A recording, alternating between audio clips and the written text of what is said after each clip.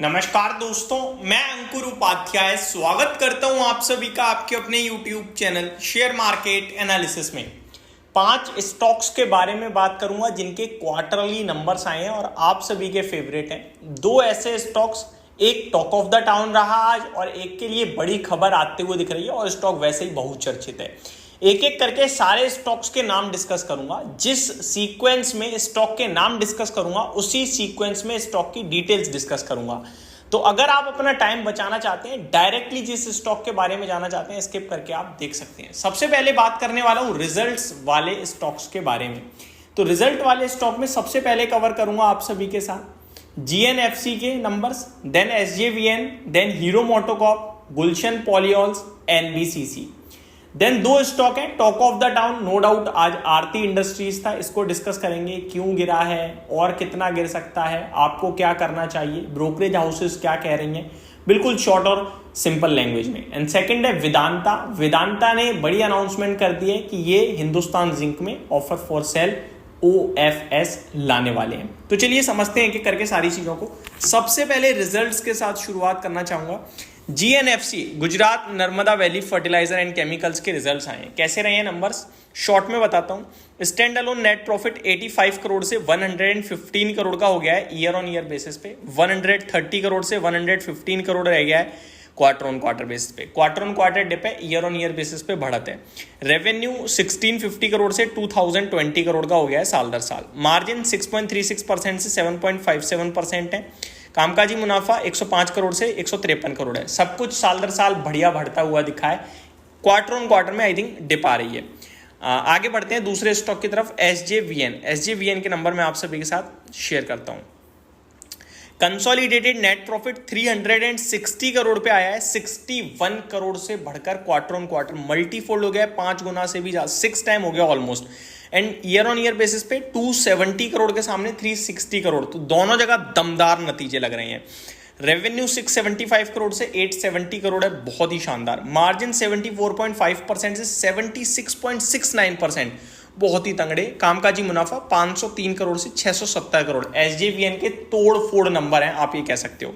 Hero MotoCorp stand alone net profit 1120 crore पे आया है। अनुमान बताता हूं, अनुमान है तो quarter on quarter year on year basis पे चेक करके कोई फायदा ही नहीं है।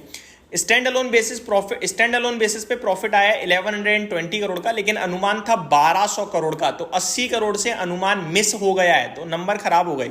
रेवेन्यू 10,140 करोड़ का आया है, अनुमान था 10,570 करोड़, तो 400 करोड़ के करीब मिस हुआ है, खराब हो गया रेवेन्यू भी।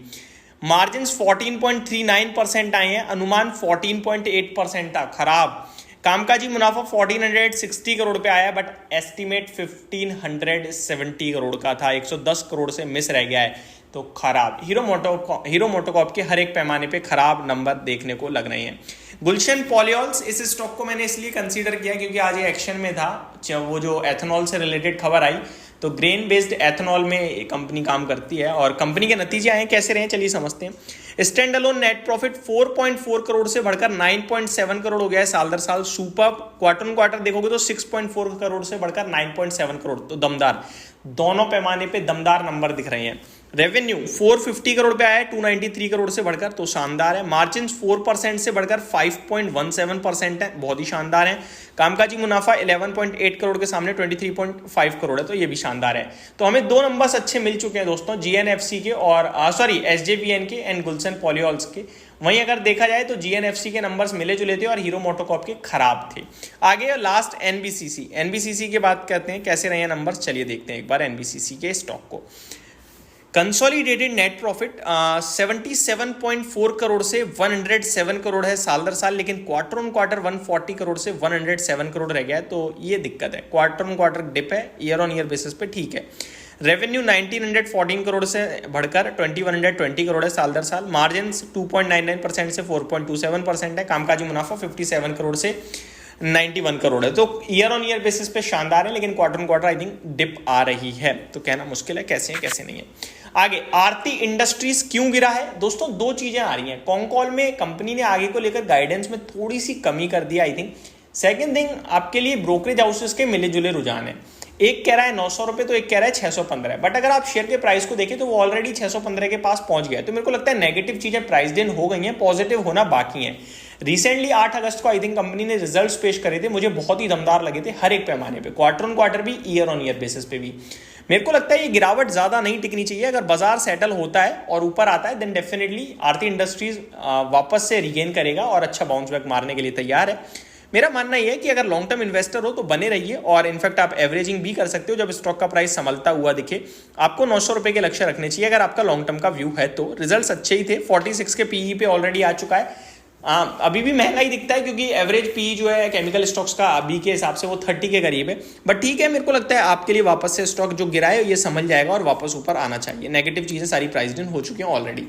वेदांता ने दोस्तों आज अनाउंसमेंट कर दी है कि ये अपने डेट को और चुकाने के लिए हिंदुस्तान जिंक में कुछ शेयर्स बेचेंगे, कुछ in the mean 11 crore share, exactly 11 crore share, जो कि 2.6% स्टेक होता है, इक्विटी होती है हिंदुस्तान जिंक में, ये बेचेंगे। मैं आपको बता दूं वेदांता हिंदुस्तान जिंक में एक अच्छा खासा स्टेक ओन करता है और वेदांता की ही सब्सिडरी कंपनी मानी जाती है हिंदुस्तान जिंक। ये सब इसलिए बेच रहे हैं ताकि ये थोड़ा सा और अपना डेट कम कर सकें। और अभी OFS को लेकर डिटेल्स नहीं आई है कि कब आपके लिए ये स्टेक सेल होगा, कितने प्राइस पे होगा। हिंदुस्तान जिंक का स्टॉक आपको रडार पे रखना है क्योंकि यहाँ पे OFS आपके लिए आने की तैयारी में है, तो कभी भी आ सकता है। तो ये स्टॉक थोड़ा सा आप रडार पे जरूर रखें। जब भी OFS आता है तो स्टॉक थोड़ा सा नेगेटिव रिएक्ट करता है। आज भी स्टॉक थोड़ा गिरकर बंद हुआ है, बहुत तेज भागा है वैसे, लगभग 300 रुपये से वन साइड भागा था, 800 रुपये तक चला गया था, अभी तो हालांकि 580 आ गया है। टेक्निकल टर्म्स में मेरे को लगता है 540 का सपोर्ट है, उसका सीधे 470 रुपये तक का भाव देखने को मिल सकता है आपको। वैल्यूएशन टर्म्स में ये स्टॉक 5-7 के पीई पे ट्रेड करता था, अचानक से 30 के पीई तक चला गया, तो गिरने की संभावना भी पूरी है। अगर गिरता है तो आप आराम से बैठे रहिए, कोई दिक्कत नहीं है लॉन्ग टर्म के लिए। बाकी इस भाव पे मैं पूरी तरीके से अवॉइड करने की राय दूंगा। और मेटल्स में मेरे को वैसे भी कुछ खास पसंद आता नहीं है। हिंदुस्तान कॉपर मेरे को थोड़ा अच्छा लगता है, बट वैल्यूएशन में वो भी बहुत महंगा है, बट वो अच्छा लगता है। और वेदांता भी अच्छा लगता है लॉन्ग टर्म के लिए, कोई दिक्कत नहीं दिखती। और JSW स्टील थोड़ा बहुत सही लगता है। बाकी मैं मेटल्स पे ज्यादा कोई कॉल वॉल देता नहीं हूँ। Thank you so much for watching this video, have a great day guys.